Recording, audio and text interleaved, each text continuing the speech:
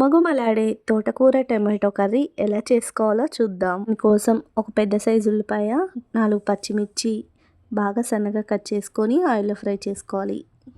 Tea spoon తాలింపు గింజలు, పావు టీ స్పూన్ పసుపు వేసి బాగా ఫ్రై అయిన తర్వాత తోటకూరను బాగా వాష్ చేసుకొని సన్నగా కట్ చేసి వేసుకోవాలి. ఇప్పుడు మూత పెట్టి 5 నిమిషాలు మగ్గించుకున్న తర్వాత టమాటోలు కూడా సన్నగా కట్ చేసుకొని వేసి మళ్ళీ ఒకసారి మూత పెట్టుకోవాలి.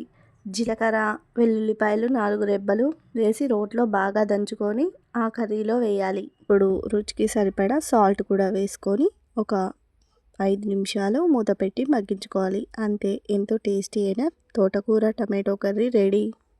వీడియో కనుక మీకు నచ్చినట్లయితే మా ఛానల్ని సబ్స్క్రైబ్ చేసి, లైక్ చేసి, షేర్ చేయండి. మరిన్ని మంచి వీడియోస్ కోసం కామెంట్ కూడా చేయండి. Thank you.